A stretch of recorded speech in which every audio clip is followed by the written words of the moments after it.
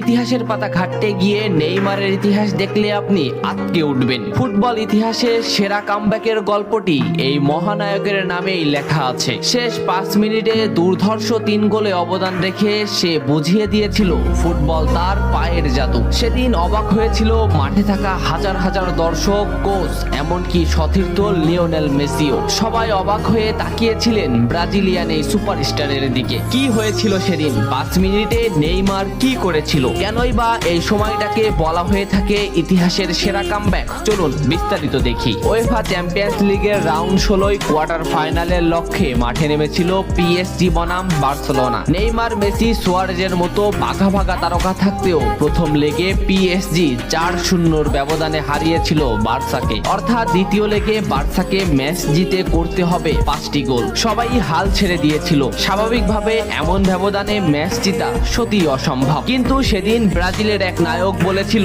এটা সম্ভব, আমরা এটা করে দেখাবো। যেভাবেই হোক না কেন আমরা দলকে ম্যাচ জেতাতে চাই। 2017 সালের 8 মার্চ অনুষ্ঠিত হয় এই ম্যাচের দ্বিতীয় লেগ। ম্যাচের শুরু থেকেই ক্ষিপ্ততা আর দক্ষতা দেখাতে শুরু করেন নেইমার। এই ম্যাচে যেন আবির্ভাব হয় কোনো এক নতুন নেইমারের। এই নেইমারকে তো কেউ চেনে না। ম্যাচের 3 মিনিটেই লুইস সুয়ারেজ পেয়ে যায় প্রথম গোলের দেখা। এরপর নেইমারের ক্ষিপ্ততায় একের পর এক আক্রমণ সাজাতে থাকে বার্সা। এদিন যেন নেইমারকে কোনোভাবেই আটকাতে পারছিল না পিএসজি। নেইমারকে আটকাতে একের পর এক ফাউলই বেছে নিয়েছিল তারা। ম্যাচের 40 মিনিটে লেভিনের আত্মঘাতিক গোলে বার্সা পায় দ্বিতীয় গোলের দেখা। ম্যাচের 50 মিনিটে ক্ষিপ্ত থাকা নেইমারকে ডি বক্সের ভিতর ফাউল করে ফেলে দেওয়া হয়। এতে বার্সা পেয়ে যায় পেনাল্টি। পেনাল্টিতে গোল করে দলকে এগিয়ে নেন লিওনেল মেসি। তবে যেমনটা ভাবছিলেন এই ম্যাচের গল্প ফুটবল বিধাতা তেমন ভাবে লেখেননি। 62 মিনিটে বার্সার কফিনে শেষ প্যারাটা পুড়ে দেন এডিনসন কাভানি। এতেই স্তব্ধ হয়ে যায় ক্যাম্প নু।